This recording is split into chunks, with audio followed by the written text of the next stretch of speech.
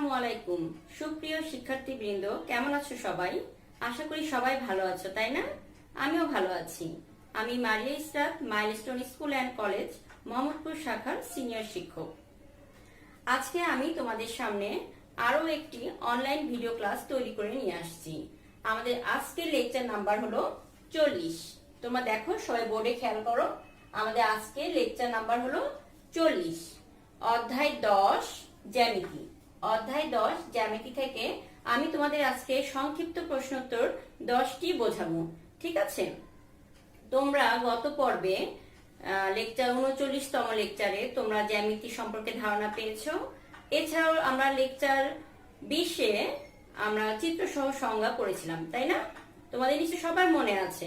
আমরা লেকচার 20-এ চিত্রসহ সংজ্ঞা পড়েছিলাম, যেমন সূক্ষ্মকোণ কাকে বলে, স্থূলকোণ কাকে বলে, সমকোণ কাকে বলে, তাই না? নিশ্চয়ই তোমাদের সবার মনে আছে। আমার বিশ্বাস তোমরা সবাই আজকে সেই জ্যামিতি থেকে আমি তোমাদেরকে 10টি সংক্ষিপ্ত প্রশ্নোত্তর তৈরি করে নিয়ে এসেছি। তোমরা সবাই এই 10টি প্রশ্নোত্তর অবশ্যই পারবে। তোমরা পারার আগে আমি তোমাদেরকে একটু বুঝিয়ে দিচ্ছি, ঠিক আছে? আচ্ছা, আমরা গত লেকচার 39-এ প্রিভিয়াস লেসন, তোমরা খেয়াল করো, বোর্ডের দিকে খেয়াল করো। প্রিভিয়াস লেসনে আমরা পড়েছিলাম নির্দেশনা অনুসারে চিত্র অঙ্কন, তাই না? কি পড়েছিলাম? নির্দেশনা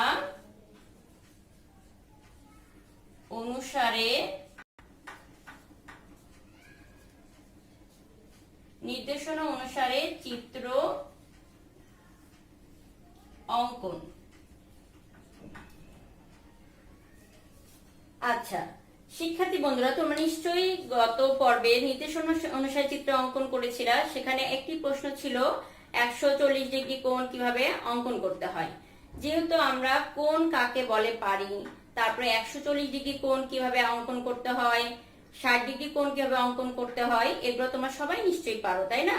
আর আমাদের কোণ অঙ্কন করতে হলে কি প্রয়োজন? আমাদের কোণ অঙ্কন করতে হলে অবশ্যই চাঁদা প্রয়োজন, ঠিক আছে, তাই না? আমরা গত পর্বে নির্দেশনা অনুসারে চিত্র অঙ্কন করে ফেলেছি। তাহলে আসো তোমরা আজকে নতুন লেকচারে আমরা চলে যাই। আমাদের নতুন লেকচারটা কি দেখো তো। আমাদের নতুন লেকচার হলো সংক্ষিপ্ত প্রশ্নোত্তর, অধ্যায় 10 জ্যামিতি। তোমাদের সামনে নিশ্চয়ই তৃতীয় শ্রেণীর গণিত বইটা আছে, তাই না? তোমরা সবাই বইটি বের করো। সেই বই থেকে অধ্যায় 10 জ্যামিতি থেকে আমি তোমাদের সংক্ষিপ্ত প্রশ্নোত্তর 10টি আজকে বুঝিয়ে দিব। আচ্ছা, তোমাদের বইয়ের ভেতরে সব প্রশ্নের উত্তর নেই, আমি তোমাদের জন্য এটি তৈরি করে নিয়ে এসেছি। তোমরা খেয়াল করে দেখো, আমি তোমাদের জন্য এই 10টি সংক্ষিপ্ত প্রশ্নোত্তর তৈরি করে নিয়ে এসেছি। দেখো, 1 নাম্বার প্রশ্নটা কি? চতুর্ভুজের কয়টি বাহু আছে? ঠিক আছে, আমরা এখানে উত্তর আমি লিখে নিয়ে আসছি যে উত্তর 4টি, কিন্তু চতুর্ভুজের কয়টি বাহু আছে, কেন 4টি, তা তোমাদেরকে আমি একটু বুঝিয়ে দিই। আমরা কি জানি যে চতুর্ভুজ কাকে বলে? তোমরা সবাই জানো, আমার বিশ্বাস তোমরা সবাই জানো চতুর্ভুজ কাকে বলে। আমি তারপরে আবার বলে দিচ্ছি, চতুর্ভুজ কোনটি? 4টি রেখাংশ বা বাহু দ্বারা আবদ্ধ আকৃতিকে চতুর্ভুজ বলে। মানে কি বোঝাচ্ছে? 4টি বাহু লাগবে, 4টি বাহু অথবা রেখাংশ হতে হবে। এটা যে সমান হতে হবে তা না, চতুর্ভুজের 4টি বাহু যে সমান হতে হবে তা না। আমি তোমাদেরকে একটু দেখাচ্ছি যে চতুর্ভুজ। তোমাদের প্রথম প্রশ্নের উত্তরটা আমি তোমাদেরকে বুঝিয়ে দিচ্ছি। চতুর্ভুজের সংজ্ঞা হলো 4টি বাহু দ্বারা আবদ্ধ আকৃতিকে বা ক্ষেত্রকে চতুর্ভুজ বলে। যেমন মনে করো, এটা একটা বাহু, এটা কি হচ্ছে? এটা একটা বাহু। তারপর দেখো, এটা একটা বাহু। তাহলে এখানে কয়টা বাহু হলো? 2টি বাহু। কিন্তু এটা কি চতুর্ভুজ হয়েছে? না, এটা চতুর্ভুজ হয়নি, কারণ এটা তো আবদ্ধ না, এই পাশে খোলা আছে। তাহলে চতুর্ভুজ হতে হলে কি করতে হবে? আমাকে আবদ্ধ করতে হবে, একসাথে করতে হবে। এখন যেহেতু 2টি বাহু হয়েছে, এরপরে দেখো আমি আরেকটি বাহু দিলাম, এটা হলো 3 নাম্বার বাহু। তাহলে কি চতুর্ভুজ হয়েছে? তাও হয়নি, কারণ হচ্ছে এখানে দেখো খোলা আছে। তাহলে এটাকে আমার আবদ্ধ করতে হবে, তাই না? তাহলে আবদ্ধ করতে হলে কি করতে হবে, এখানে আরেকটি বাহু দিতে হবে। তাহলে তোমরা শিক্ষার্থী বন্ধুরা বুঝতে পেরেছো যে চতুর্ভুজ হতে হলে কয়টি বাহু লাগবে, 4টি বাহু লাগবে। দেখো 1 2 3 4, এই যে একটি বাহু, আবার এই যে একটি বাহু, এই যে একটি বাহু, এই যে একটি বাহু, 1 2 3 4, 4টি বাহু আমাদের লাগবেই। তাহলে তোমরা নিশ্চয় বুঝতে পেরেছো যে চতুর্ভুজের কয়টি বাহু। আমার তো 1 নম্বর প্রশ্ন এটিই ছিল, তাই না? খেয়াল করে দেখো তোমরা, তোমাদের জন্য যে টিচিং এইড আমি নিয়ে আসছি তৈরি করে। 1 নম্বর হচ্ছে চতুর্ভুজের কয়টি বাহু আছে, উত্তর 4টি। তাহলে তো তোমরা বুঝতে পেরেছো নিশ্চয়ই যে চতুর্ভুজের কয়টি বাহু আছে, চতুর্ভুজে 4টি, 1 2 3 4। আচ্ছা, এখন আশা করি তোমরা 1 নম্বর প্রশ্নটা খুব ভালো করে বুঝতে পেরেছো। এখন আমরা চলে যাই 2 নম্বর প্রশ্নে। 2 নম্বর প্রশ্ন দেখো কি লেখা আছে। 2 নম্বর প্রশ্নে হয়েছে চতুর্ভুজে কয়টি কোণ আছে, চতুর্ভুজে কয়টি কোণ আছে। এখানে উত্তর হলো 4টি। আমি উত্তর তো তোমরা এখান থেকে দেখে লিখতে পারবে, কিন্তু তা না, আমি এটা তোমাদেরকে বুঝিয়ে দিচ্ছি যে চতুর্ভুজে কয়টি কোণ, কোণ কোণ কাকে বলে, কোণ কাকে বলে সেটা তো আমাদের জানা দরকার। আমরা তো এটাও করে ফেলেছি আমাদের লেকচার 20-এ, তাই না? যে কোণ কাকে বলে। কোণ কাকে বলে, দুটি বাহু দ্বারা মিলিত বিন্দুতে যে আকৃতি তৈরি হয় সেটিকে কোণ বলে। মানে দুটি বাহু দ্বারা, দুটি বাহু মিলিত হলে যে আকৃতি তৈরি হয় সেটিকে আমরা কোণ বলবো। তাহলে দেখো তো, আসো খেয়াল করো, আমি তো আমার প্রশ্ন ছিল চতুর্ভুজে কয়টি কোণ, চতুর্ভুজের কয়টি কোণ। এখন আমরা জানি যে দুটি বাহু দ্বারা, দুটি বাহু মিলিত হলে যে আকৃতি সৃষ্টি হয় তাকে কোণ বলে। যেহেতু কোণ তৈরিতে দুটি বাহু লাগবে, যেমন এটি একটি বাহু, ঠিক আছে? তাহলে কি কোণ হয়েছে এখানে? এখানে কোনো কোণ হয়নি। আমাকে অবশ্যই আরেকটি বাহু লাগবে। যেমন আমি যদি আরেকটি বাহু এখানে মিলিত করে দিই, মিলিত করে দিলাম এইখানে, তাহলে যে আকৃতি তৈরি হলো এই আকৃতিটিকে আমরা কোণ বলি। এখন আমার প্রশ্ন ছিল চতুর্ভুজের কয়টি কোণ আছে। দেখো একটা চতুর্ভুজে এই দেখো মিলিত হয়েছে, তাহলে একটা চতুর্ভুজ আমি যদি এইটা খেয়াল করি, এইখান থেকে এইটা দেখো এখানে একটা কোণ উৎপন্ন হয়েছে, তাই না? তারপর দেখো আবার এখান থেকে আরেকটি কোণ, দেখো এইটা একটা বাহু, এটা একটা বাহু, এখানে আরেকটি কোণ উৎপন্ন হয়েছে। আবার একই অবস্থায় দেখো এটা একটা বাহু, এটা একটা বাহু, এখানে আমার আরেকটি কোণ উৎপন্ন হয়েছে, তাই না? এরপর দেখো এখানে আমার আরেকটি কোণ উৎপন্ন হয়েছে, এরপরে আমার কোনো জায়গা নেই। তাহলে তোমরা নিশ্চয়ই বুঝতে পেরেছো যে একটি চতুর্ভুজে কয়টি কোণ আছে। দেখো 1 2 3 4। আশা করি শিক্ষার্থী বন্ধুরা তোমরা বুঝতে পেরেছো যে চতুর্ভুজে কয়টি কোণ আছে, চতুর্ভুজে 4টি কোণ আছে, উত্তর 4টি। এখন আমরা 3 নম্বর প্রশ্নে চলে যাই, ঠিক আছে? আমাদের 3 নম্বর প্রশ্ন হচ্ছে চতুর্ভুজের 4টি কোণের সমষ্টি কত, চতুর্ভুজের 4টি কোণের সমষ্টি কত। এখানে দেখো এই যে কোণ সৃষ্টি হয়েছে, এই একটি কোণের মাপ যদি আমি ধরি 90 ডিগ্রি, ধরি না একটা সমকোণ, আমরা জানি এক সমকোণ সমান কত ডিগ্রি, এক সমকোণ সমান 90 ডিগ্রি। তাহলে দেখো এটা যেহেতু আমার সমকোণ তৈরি হয়েছে, এই যে তোমরা কি দেখতে পাচ্ছ এই বোর্ডে, এখান থেকে এতটুকু, এখানে আমার 90 ডিগ্রি হয়েছে। আবার এইখান থেকে এইটা, এই কোণটার মাপ কত, 90 ডিগ্রি। আবার এই কোণের মাপ কত, 90 ডিগ্রি, যেহেতু এটা সমকোণ হয়েছে। আবার এই কোণের মাপ হলো 90 ডিগ্রি। তাহলে আমার 4টা সমকোণ এখানে তৈরি হয়েছে, তাই না? এই একটা চতুর্ভুজে 4টা সমকোণ তৈরি হয়েছে। 4টা সমকোণে দেখো 90 ডিগ্রি, এক সমকোণ সমান কত ডিগ্রি, 90 ডিগ্রি। যেহেতু 4টা কোণ হয়েছে, 1 2 3 4, 4টা কোণ মিলে কত হয় দেখো, তোমরা নিশ্চয়ই গুণ পারো। এটা হলো 90 ডিগ্রি, তার সাথে 4 গুণ করলে কত হয়, 4 0 0 4 9 36। তাহলে পেয়ে গেলাম আমাদের যে একটি চতুর্ভুজ চতুর্ভুজের চারটি কোণের সমষ্টি কত হবে? সমষ্টি মানে মোট কত হবে? 360 ডিগ্রি। আশা করি বন্ধুরা বুঝতে পেরেছো যে আমাদের 3 নম্বর প্রশ্নটা ছিল চতুর্ভুজের চারটি কোণের সমষ্টি কত? উত্তর হচ্ছে 360 ডিগ্রি। আচ্ছা, এখন আমরা চলে যাই 4 নম্বর প্রশ্নে। দেখো 4 নম্বর প্রশ্নটা কি? এক সমকোণ সমান কত ডিগ্রি? এক সমকোণ, আমরা সবাই চাঁদা, দেখো তো তোমাদের সামনে তোমরা এই চাঁদাটা নিয়ে আসবা। যেহেতু তোমাদের জ্যামিতি ক্লাস, তোমাদের জ্যামিতি বক্স সবসময় সামনে রাখতে হবে। জ্যামিতি ক্লাসে জ্যামিতি বক্স নিয়ে আসবে। জ্যামিতিতে আমাদের অনেক কিছু থাকে, স্কেল থাকে, চাঁদা থাকে, কম্পাস থাকে, তাই না? কিন্তু আমাদের এই কোণের জ্যামিতি করতে গেলে অবশ্যই কি লাগবে? চাঁদা লাগবে। তোমাদের সামনে তোমাদের জ্যামিতি বক্সে থেকে চাঁদাটা বের করো এবং দেখো, দেখো এই যে দেখো, খেয়াল করো, শূন্য শূন্য দেখতে পাচ্ছ? খেয়াল করে দেখো তো শূন্যটা দেখা যাচ্ছে কিনা? এই শূন্য, এটা হলো ডিগ্রি। এই শূন্য থেকে দেখো চাঁদাটা খেয়াল করে দেখো, এখানে কত? 90 ডিগ্রি। এই যে একটা কোণ তৈরি হয়েছে, এটা হলো সমকোণ, তাই না? তোমরা 20তম লেকচারে অলরেডি শিখে ফেলেছো যে সমকোণ কাকে বলে।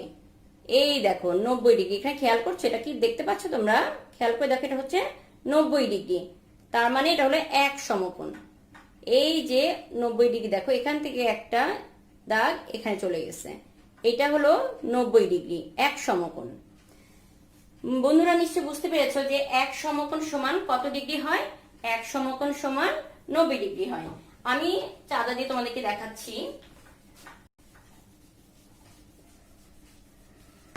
দেখো এই যে আমি চাঁদাটা রেখেছি, ঠিক আছে? তোমরা তোমাদের খাতার উপর রাখবে এভাবে চাঁদাটা রেখে। এই দেখো এখানে 90 কোথায়? এই যে 90 একটা ফোঁটা দিবে তোমরা, 90 তোমরা একটা ফোঁটা দিবে, এরপর নিচে একটা ফোঁটা দিবে, আর এখানে তোমরা 0 পর্যন্ত ফোঁটা দিবে। এরপরে আমাদের এই ফোঁটাগুলা মিলিত করে দিতে হবে। আমরা শিখেছিলাম যে বিন্দুর আকৃতি কার মতো হয়? ফোঁটার মতো হয়। এখানে আমি মিলিত করে দিলাম, এইটা আমি মিলিত করে দিলাম। এই দেখো এখানে যে কোণ তৈরি হয়েছে এটি হলো 90 ডিগ্রি, কারণ এটা হলো এক সমকোণ।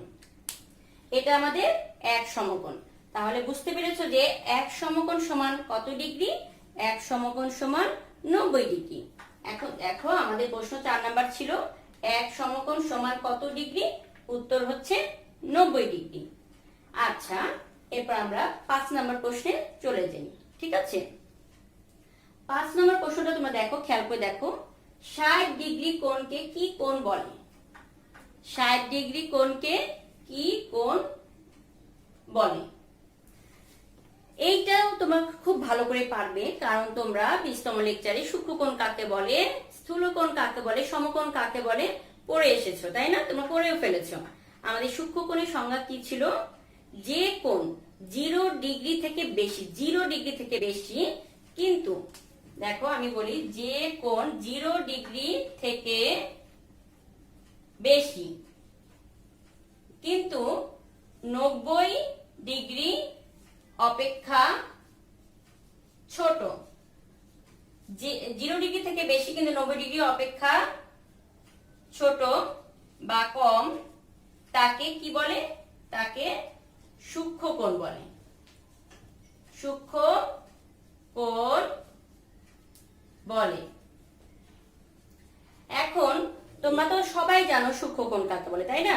সূক্ষ্মকোণের সংজ্ঞা হলো 0 ডিগ্রি থেকে বেশি হবে কিন্তু 90 ডিগ্রি অপেক্ষা ছোট হবে, মানে 90 ডিগ্রি অপেক্ষা কম হবে। এখন আমাদের প্রশ্ন হচ্ছে 60 ডিগ্রি কোণকে কি কোণ বলে? 60 ডিগ্রি কি 90 ডিগ্রি থেকে ছোট না বড় বলো তো?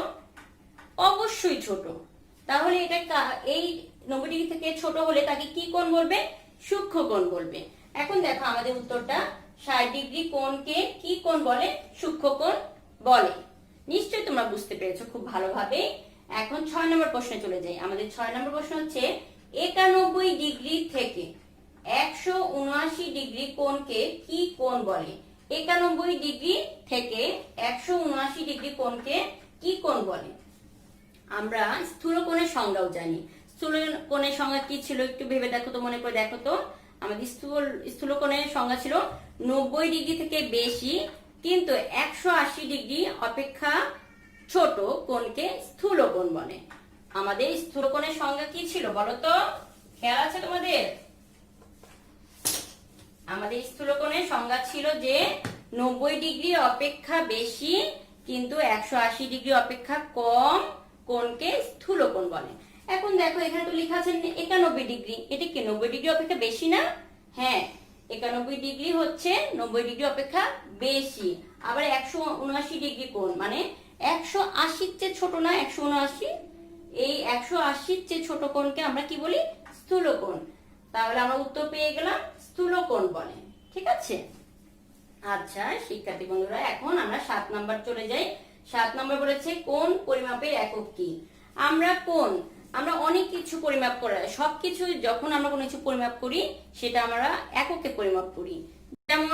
যেমন হচ্ছে আমরা যেমন চাল কিনতে যাই, চাল কিনতে গেলে কিভাবে বলি? আমরা কি বলি কি যে 5 লিটার চাল দেন, তা বলি? আমরা বলি কি 5 কেজি চাল দেন, কেজি বলি। এই যে ওজনের পরিমাপ, আমরা কি জানলাম? ওজনের এককটা হচ্ছে কেজি, তাই না? তারপরে এখন দেখো সেরকমও আমরা কোণ পরিমাপ করব, তখন কি বলবো? কি কেজি কোণ, লিটার কোণ, এটা বলা যায় যে 1 লিটার কোণ, 1 কেজি কোণ বলা যায়? বলা যায় না।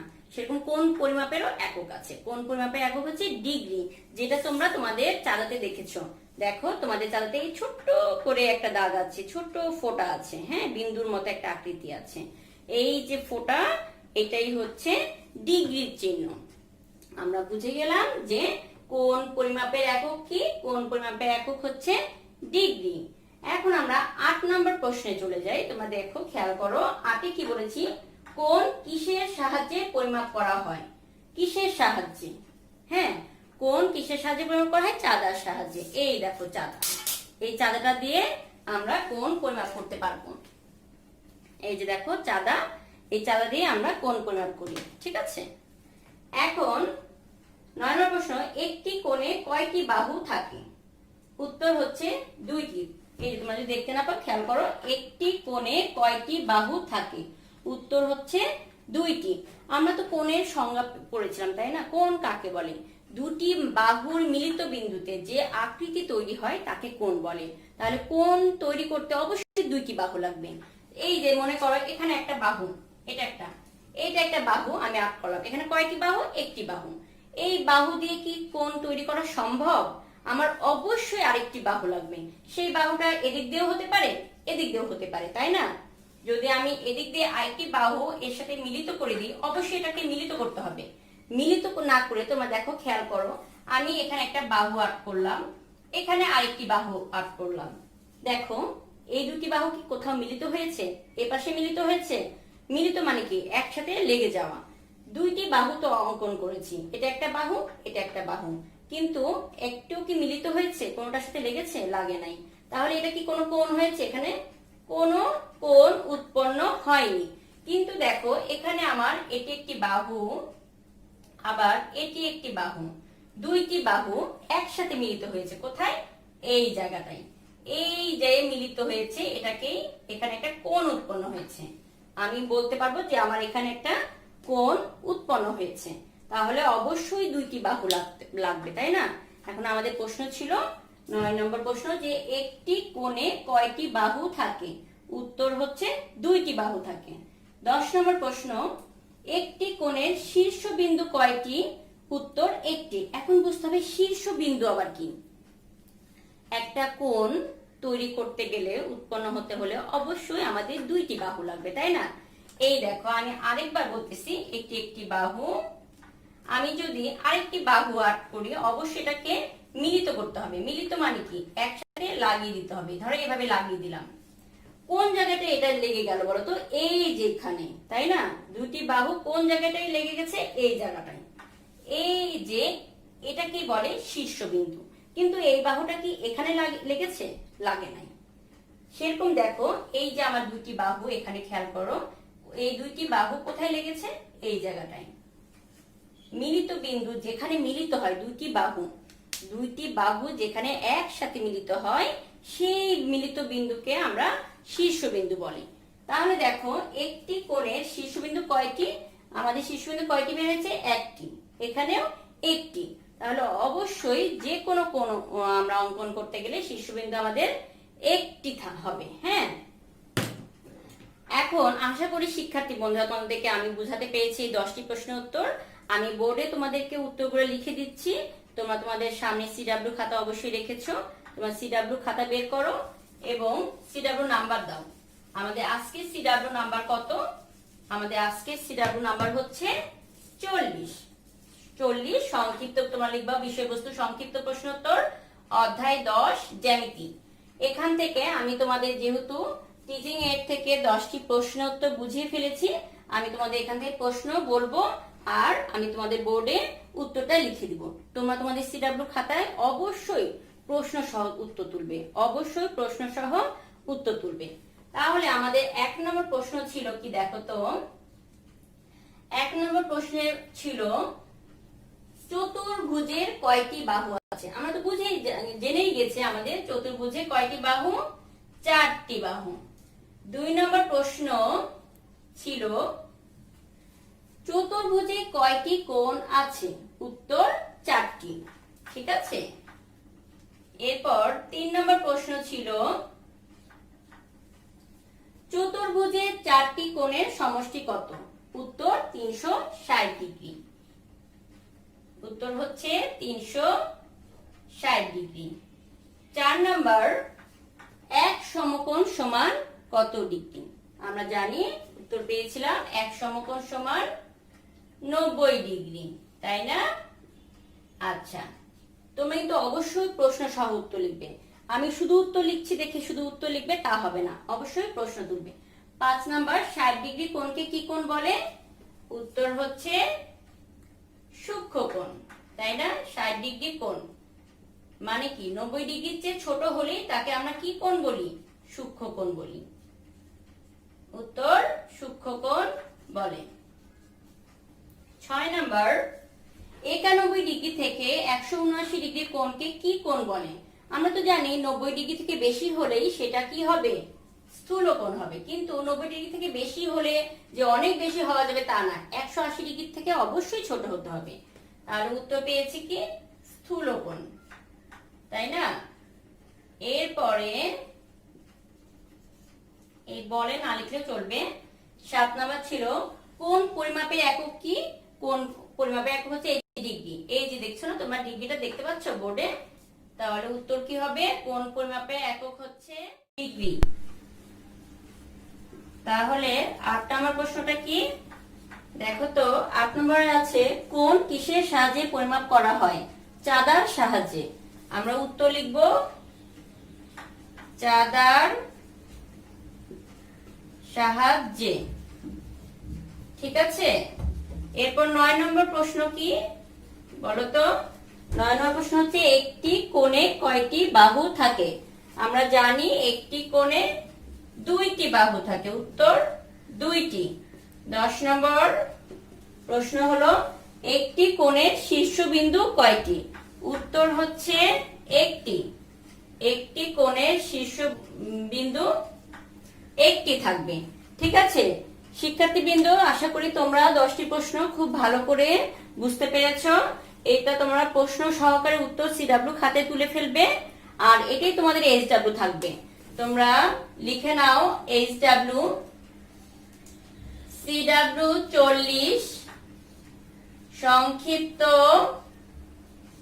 প্রশ্নোত্তর,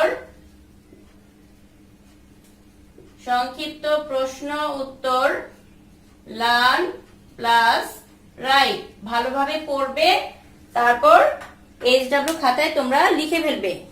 আচ্ছা বন্ধুরা, আজকে এই পর্যন্তই। আগামীতে ভালো থাকবে এই প্রত্যাশায়। আল্লাহ হাফেজ।